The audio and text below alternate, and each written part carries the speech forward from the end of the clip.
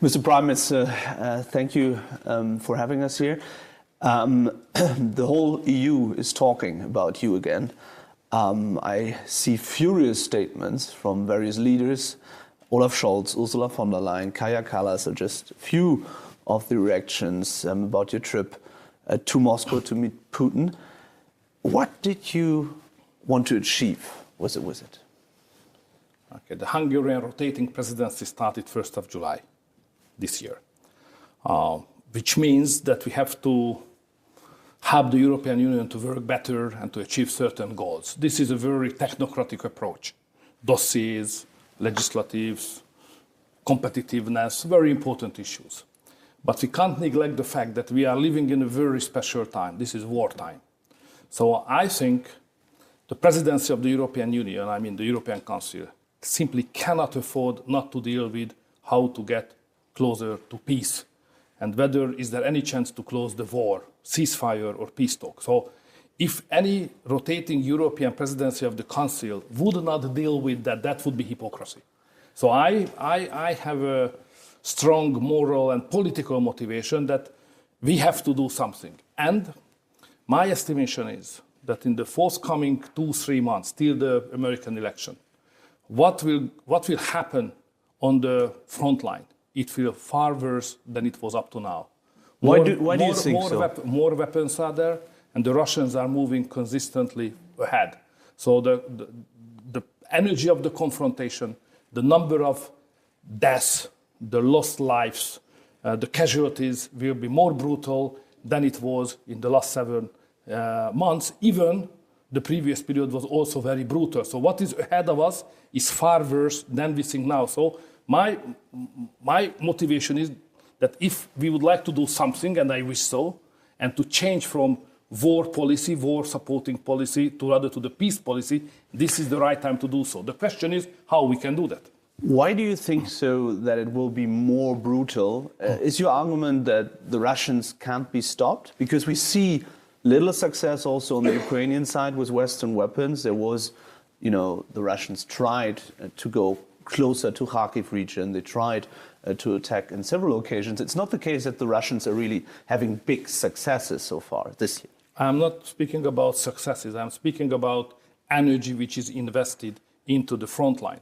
And I had a chance to have a conversation with the Ukrainian president and the Russian president, and believe me, that the forthcoming 2-3 months will be far more brutal than we think. Why do you think so? Did Putin tell you that? Both sides is very much committed to do so. Even the Ukrainians are now they are, I can't say happy because it's not an appropriate expression, but they are more optimistic because they got a good quantity and quality of new weapons and they will use it. So the energy which will confrontate on both sides will be different than it was in the previous month. So we Europeans, if we would like to get less shadow on the European life of the war, we should act now. Number one argument is loss is life, yeah? So life which are losses. This is the number one moral motivation. But the second, the self-interest of Europe, because what's going on is very bad for Europe. The argument from EU politicians would be that a trip like you did to Moscow would divide the position inside Europe and to show Putin that Europe is not talking with one voice. Very primitive, very primitive. What I'm doing is not that. There are 5 main actors in this very complicated situation. And now I have met 2 out of the 5. Ukrainians, Russians, then United States, then China, then European Union. And I will continue to manage to get and collect the opinions, the position, the talks, how we can formulate to find a way, the quickest way to the ceasefire and to the peace. So it was not just a dual trip to Kiev and Moscow. It will be continued. What is your idea? How can there be peace? I mean, if we look on the Russian position, the Russians say all the regions, including Zaporizhia, Kharkiv, Luhansk, Donetsk, is Russian. And they say, you know, we go on and we will fight and we will take at least these regions. They want to destabilize the Kiev government. So how can there be peace? Do you see any chance? I mean, what did Putin tell you? The problem is that you, as many of the European politicians, would like to get a solution immediately by 100%. There is no that kind of solution. How the road to the peace starts is that those who are in the war or surrounding the war would like to have a peace. So that's the most important thing, the intentions, the real human, because the war is not coming from the sky. The war is a result of decision of definite persons, you know? So therefore, we have to find those leaders of the world. Hungary is not among them, for obvious reasons. Whose decision will decide peace or war? Ukraine is one, Russia also, because finally, at the end of the day, they will make the decision. But very important, what is the approach of China, United States, and European Union? China has a peace plan. America runs a war policy. And Europe, instead of having our autonomous strategical approach and position, we are simply copying the American position. So, sorry to say, but Europe has a war policy as well. So my target is first to understand how we could change the position of those elements, those pillars of this situation, their thinking and approach from war to the peace. If China, United States, and Europe would like to have a peace, it's far easier for the Ukrainians and the Russians to find a solution how to stop fighting, how to save lives, how to negotiate and find a durable solution.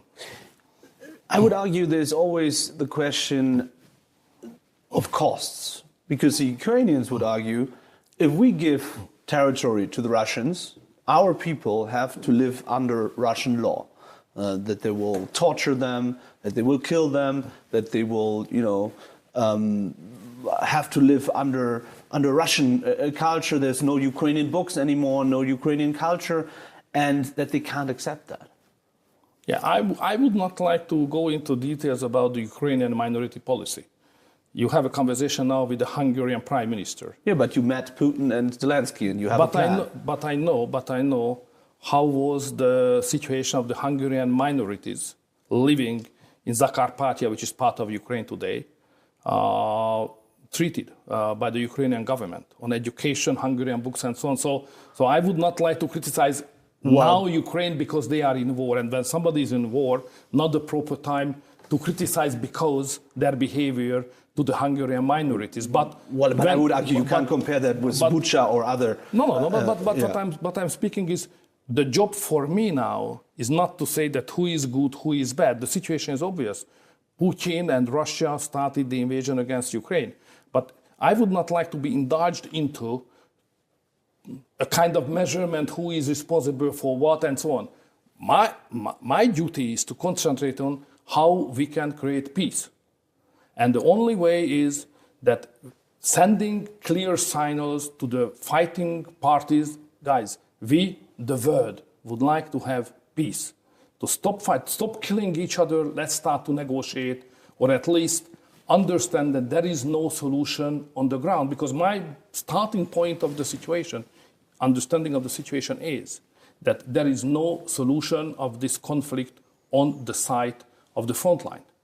So the only solution is peace. So therefore, we have to concentrate on that the main actors of the world would like to say, or would be ready to say, peace policy, what we need. This is not the case today, because we Westerners, we run a war policy. And especially we Europeans, it's difficult to understand because, okay, America is far away.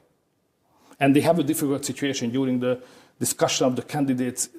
We cannot have too many illusions how this country is run at this moment. So it's very difficult to imagine major changes till the American election, which means 3-4 months till then.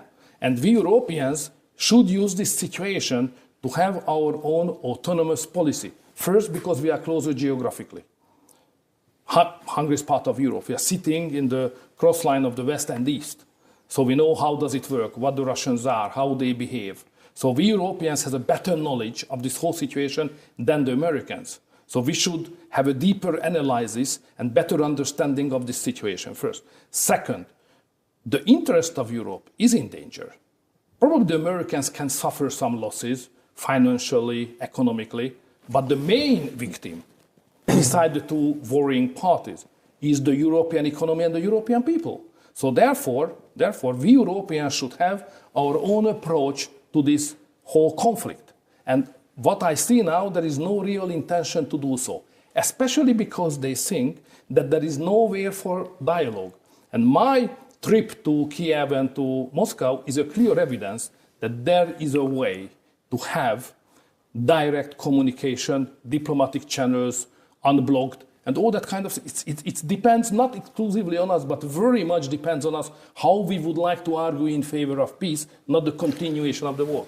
Tell us more about your trip, especially to Moscow. How is it to shake hands with Vladimir Putin, who, for my opinion, is a war criminal, and not only my opinion, but also others, and at the same time, somebody who is appreciating Stalin? Okay. So first of all, we have to understand that what is decided by the war is not who is right and who is bad. It's not about who is right, who has no right. Because each party has always own argument why it is reasonable to go into war. What is decided by a war is who will die and who will stay alive. So don't misunderstand. Sitting in Brussels, sitting in Paris, or close to the Atlantic Ocean, you can have a proper distance to examine in a more theoretical way the war. But the reality of the war is not that. The reality of the war is a very thorough reality. Peoples are dying every day, thousands now, every day on both sides anyway. So therefore, when we are speaking about how to approach from the dimension of truth, responsibility, whatsoever, is important, but not the prime important. The most important thing is how we can stop the bad thing which is going on and killing people each day. So don't mix up the approaches to the problem, because your questions are very much relevant tomorrow, but today not. Well, Mr. What Prime is Minister, relevant today is only how to stop them. With all due respect, I personally know how the war looks like. I mean, I spent many months and years at the front line, and I talked a lot to soldiers, to Ukrainian citizens, and I can tell you that even though it's brutal for them, and many of the soldiers are fighting for more than 2 years, you don't find many people who are telling you, okay, let's negotiate now, because they say if the Russians, come closer to my home, if they come closer to my wife, to my mother, I don't want that. That's why we are defending Ukraine. So if I understand you correctly, you as a German man, a German guy, try to explain me what does it mean to live close to the Russians. No. So the point is... I wanted to explain you how it is at the front line, the atmosphere of the Ukrainians. Don't forget that we are sitting in Budapest. So nobody can educate the Hungarians about Russia. I don't want to educate you. No. I just wanted to tell you how the situation there is and what people tell me. Even not the Brusselians. It's ridiculous. So the point is that Hungary was occupied several times by Russia. Very few persons of the world can know more about Russia than the Hungarians, and especially the Prime Minister, because that's my job to understand it. So we know what does it mean. And I can't afford simply not to understand how the Russians think and how to operate.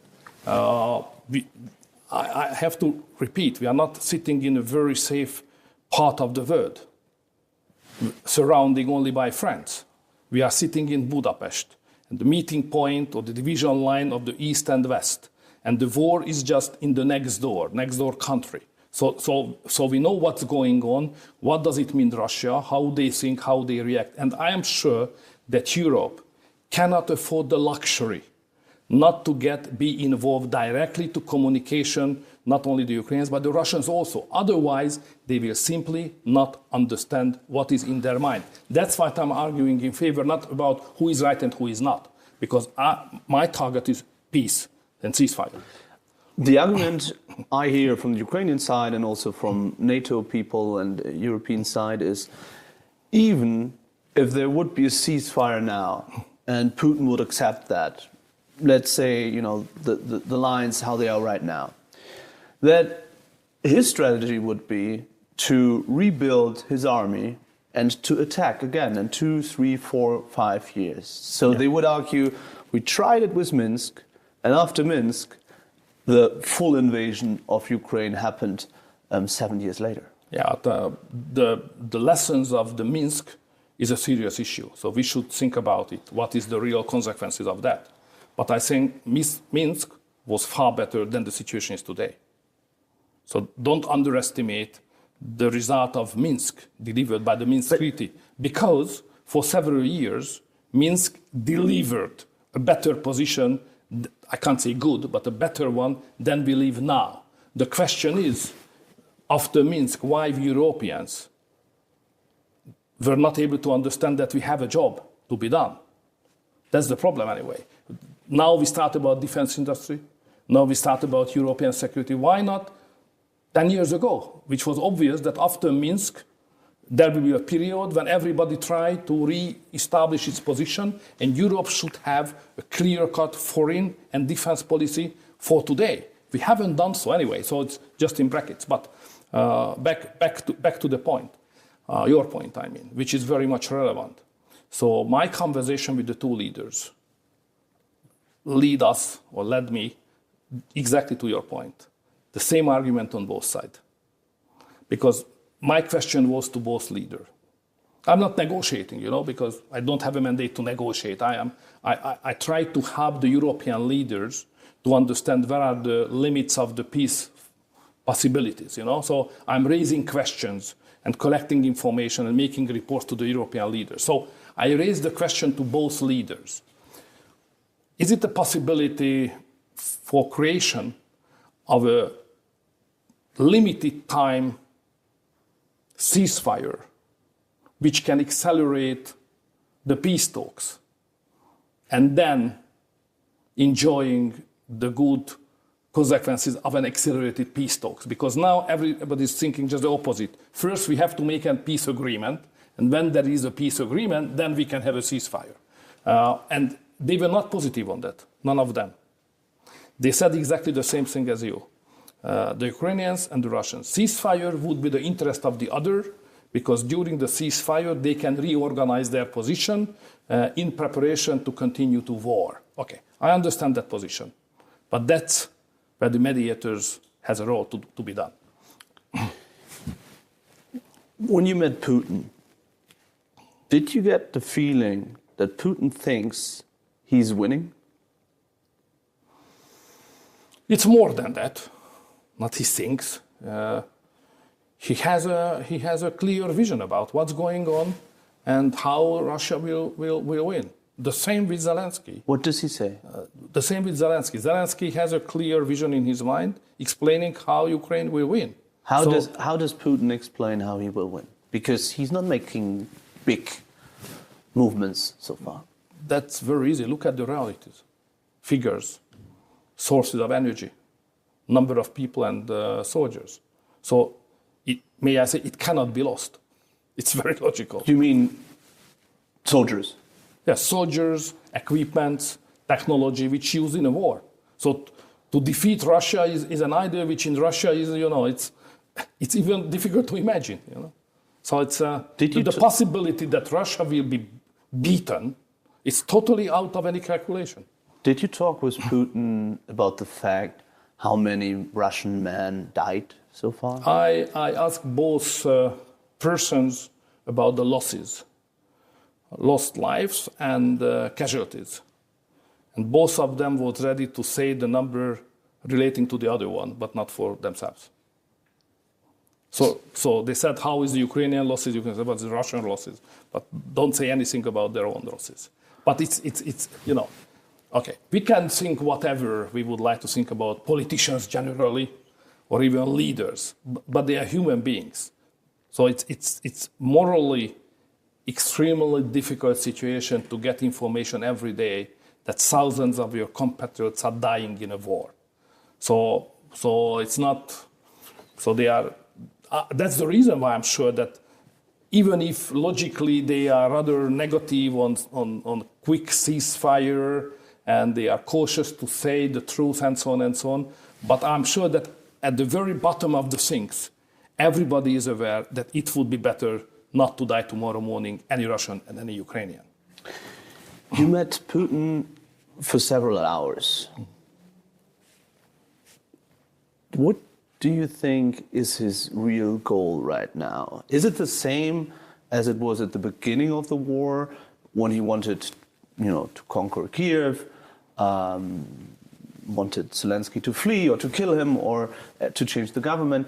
What was on the table when you talked to him? In Europe, we regularly considered it a little bit too complicated. What is the real intention? What the Russians said clearly. So we're overcomplicating the things here. Putin regularly delivers speeches. Sometimes they produce documents. I follow that. Even I read the documents. Even they had negotiation documents to the Ukrainians in 2022 April about how the negotiations could be run and concluded and so on. There are documents. And there are speeches. So we should take more seriously. That's the reason why I suggest to all the European leaders direct information, direct communication, diplomacy. If you don't use that, we will not understand what's going on. Well, they would argue at the beginning of the war, they tried it. Before the war started, they tried it. We all saw Macron on the telephone with Vladimir Putin just before the war started. Scholz was there negotiating. Even after the war, they were on regularly phone calls. But it seemed to be that they saw it doesn't make sense. It was 2 years ago. Now we are in a war for more than 2.5 years. The awful consequences of the war is obvious for everybody. What was 2 years ago a theory, how the war looks like, now it's reality. That's different. Psychologically, politically, morally, everything is different. And we know how we are changing anyway, Europe. So I would not like to neglect what is the impact of the war on us. Look at Europe now. It was almost pacifist continent. There was no question that peace policy is the most important. We are getting more and more militarized. Our way of thinking, our approaches. So my argument is that regardless what has happened 2 years ago, 2.5 years ago, that time attempt proved to be not successful. Now we have a lot of very bad experience of the war. This is the right time to open a new chapter and communicate directly. Did you talk to Putin about the threat? And we're talking about that for many months, actually, since the beginning of the war, that the Russian army could attack NATO, a NATO country. I don't like to become ridiculous. So no serious man can raise in a serious conversation that Russia has an intention to attack NATO. Why are you so sure about that? Okay, I know the Russians. They are different than we are. So it's totally nonsense to consider them exactly as we are and think they think exactly as we think so, because they have different kind of history, different kind of culture, different kind of instinct and attitudes, different understanding of freedom, different understanding of national sovereignty, priority over the freedom, and all that kind of very much different thing from the European mindset. Yeah. But they are rational. They are hyper-rational. If you look at how was it rational? Sorry to interrupt, but how was it rational to attack Kiev? In 2022, when you say the Russians are rational, then everybody would say, well, this wasn't a rational thing to do, was it? It was a miscalculation, and being irrational is two different things. Irrational means to do madness. Miscalculation, to do some mistake, calculation mistake. That's a different thing. To attack NATO by anybody, not only Russia, but anybody of the world, to attack NATO is totally impossible, because NATO is far the strongest military community. It's a defense system. We are far better and stronger than anybody else. So look at how difficult it is on the front line the Russians have with the Ukrainians. What kind of possibilities and perspectives would be for Russia to attack NATO. It does not work. If the unity of NATO is maintained, which is the number one precondition of our security, that Article 5 and the basic treaty of NATO must be respected by everybody. NATO summit is coming up this week. Will you talk there about your experience with both Putin and Zelensky? This is not my plan. What I'm doing, that after each meeting, I made a report to all the European prime ministers and to the president of the council to inform them and to make some suggestions how we could go ahead. And they have to make a decision. So, okay, you should know who you are. So we are discussing a huge empire of Russia. We are discussing NATO. NATO is dominated by United States. We are speaking about big European superpowers like France and Germany. So Hungary is a 10 million country. So I know exactly who are the Hungarians, where we live, what is our responsibility for, how we run our own policy, and what can we do on an international arena. And I cannot undertake more what is rational from our position, the size of the country, and so on. So I try to be as modest as I can in this respect. So it's not my job to inform the NATO what's going. So that would be well, but they will ridiculous. probably ask you when you. If they ask me, that's another issue. So modesty is the most important thing if you are a Hungarian. Are you surprised by the reactions of other leaders, or did you know that this would happen? My point is that now we are speaking a lot about strategic autonomy in Europe, and we do very few things in favor of that. Because what a hell strategic autonomy means, if not to have our own interest-based sovereign foreign policy. And what we are doing is not discussing directly, publicly, in an understandable way, what is the interest of Europe under these circumstances, but we just simply copying the American position.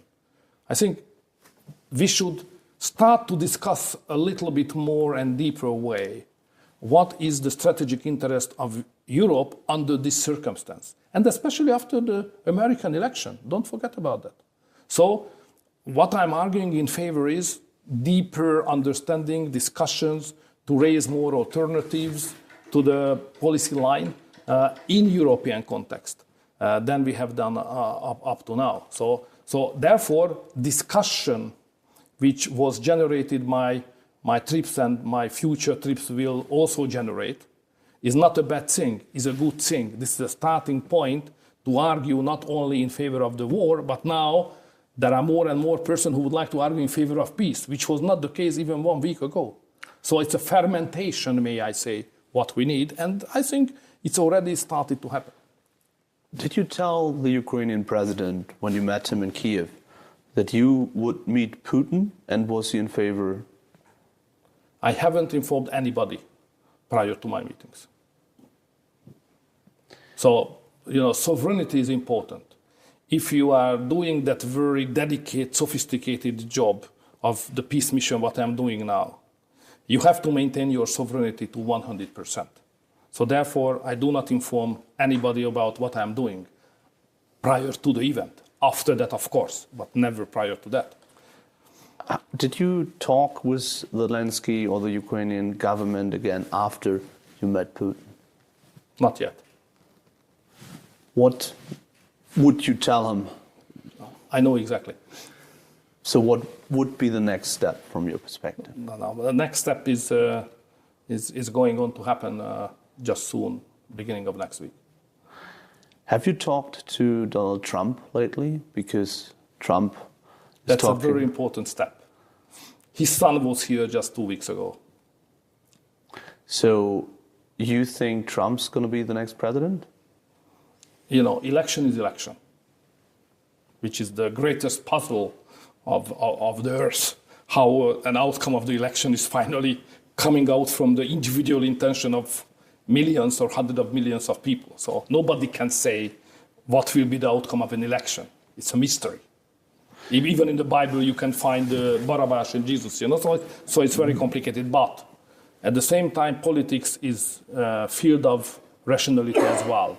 What I can say that there is a very, very high chance that the next American president will be not the same president who is today. Do you think Joe Biden is mentally and physically fit to be president? I'm not a voter of the United States of America, so it's not my job to say anything on that. But what I can say, Europeans should run autonomous, sovereign foreign policy under this present leadership of the United States, I'm sure. Donald Trump talked a lot about a possible peace plan. He wants to sit down with both sides, and he said at the end he would threaten not to deliver any more weapons to Ukraine. What do you think of his plan? I think new leadership will provide new chances. So, do you see things in the same way Donald Trump does? No, he's a different kind of person, and he trusts and believes more on direct communication and negotiation than the regular type of European, more intellectually oriented and intellectual background policymakers. So he is from businessman. He's a self-made man. He has a different approach to everything, and I believe that will be good for the world politics. Don't forget that he is the man of the peace. I'm not saying he will be the man. He is the man of peace. Under his 4 years term, he did not initiate a single war, and he did a lot in order to create peace in a very complicated, old, conflicting areas of the world. So that's the reason I have a big trust. I know many Ukrainians who are very afraid that Trump becomes president and just gives Putin what he wants. He is not that kind of man. Be sure. To give somebody what he would like to get. That's for a self-made man does not sound very logical. So do you support everything what Trump is saying regarding his plan to end the war? You know, I try to be very cautious because I am not just, an intellectual who is writing something on politics, but I'm a prime minister and I have the limit of my authority. The United States is another country. I would not like to involve into too deeply to this whole thing. I'm speaking only what Donald Trump or the continuation of the present presidency would mean for the world. And I'm sure that a change would be good for the world. But that's all. I can't say more on that. Have you talked to the German Chancellor, Olaf Scholz, lately? And have you discussed with him your view on the war? Prior to go to Kiev and Moscow and some other capitals soon, first I visited the German Chancellor first, then the Italian Prime Minister. But you didn't tell him as well? And then the French President, to discuss the situation, including the war, of course. So what was the outcome of that talk? I became more informed than I was earlier. In which way? Getting more their position. It's not my job to reveal any points made by the German Chancellor, but he explained his position in a very rational way. And I explained mine also. There was no coincidence between the two things. Do you miss Angela Merkel? Always. Always. You know, it's a very funny thing in politics that because of migration, I'm a strong anti-migration guy. And she was rather... I heard about that. Yeah, she was more in favor of to find a technical solution for that. I had a more historical, civilizational horizon to approach this issue. So therefore, we were not able to agree on migration issue, and the confrontations sometimes were rather harsh. So I tried to be always polite, but that was very difficult anyway. So that was not easy. But regardless of the migration, Angela Merkel has a clear understanding of this region, not just Germany, but Central Europe. She has a clear understanding what is Russia about. Liberal democracy in Russia and that kind of stupid approaches from many Westerners totally untouched her. So she did not understand what does it mean East and Russia and history and so on. So she was a good partner to understand together and to find common points, how to understand the Eastern politics, Central Europe, how it is related to Western Europe and European Union. So her perspective was very wide and very high to discuss historical issues. You know, the problem in the European politics is that there's a failed, misleading understanding of political leadership. Because in Brussels and in Europe, they think that political leadership means to manage the institutions. Wow. You know, because institutions are the key of our political system, and institutions are able to manage well the life of the people, which is partly true anyway, partly true, especially when things are going well.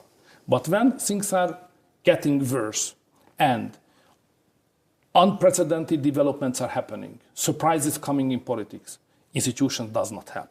Institutions just paralyze you. You need political leaders, personalities who can react, understand, and make decisions. And Angela Merkel was that kind of leader, so that's the reason of my appreciation to her. If Angela Merkel was still Chancellor of Germany, do you think the war would have, or the full-scale invasion would have happened? Would have never happened. Would have never happened. Why? Because she has a capacity and understanding and skills to isolate the conflicts which are bad for Europe. What the mistake we have done, that there is a conflict, there's a war, and instead of isolating it, we escalated it and made it more and more international. Well, we tried. Everybody tried with Minsk, and Minsk was a failure because No, that's your understanding of Minsk. I don't think so. I don't think so. If you think that a political action like Minsk can solve all the problems, of course, Minsk is a failure. But if you think that there is a situation which is bad and must be managed somehow, the only relevant reference point is not how could it be good, but how cannot it be worse. And don't underestimate the situation. Now, the situation is far worse than it was after Minsk. So therefore, the Minsk situation, we would appreciate today a Minsk situation, but now we are that level to the war. Volodymyr Zelensky said, and it's even in the law, Ukrainian law, he would never sit down with Vladimir Putin to discuss and to have peace talks. What's your understanding? Will this ever happen, that Zelensky and Putin will sit on one table? If the three major actors of world politics, China, United States, and European Union, would like to have negotiations and peace, there will be negotiations and peace. And will that happen? We have to work on that. Peace is not coming just by itself. Peace is something which must be created by somebody. Decisions on war was decision of certain persons. If we would like to have peace, we need persons who would like to have peace and make decisions in favor of peace. And we have a lack of that kind of world leaders at this moment, unfortunately.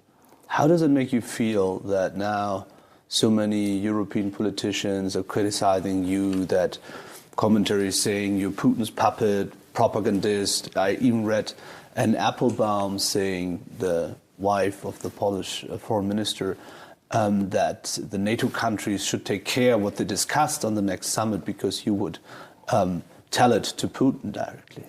They are very young ladies and guys, you know, not that old folks as I am in the job, you know. I do remember in 88, 89, when I raised the point that Russians should leave Central Europe and Hungary, and we should be as tough as we can. The Berlin Wall should come down, and we have to do it now, not 40 years later. I was heavily criticized by the leftist politicians from Germany. Later on, when I said, guys, migration will change your society, by which probably you will be not happy.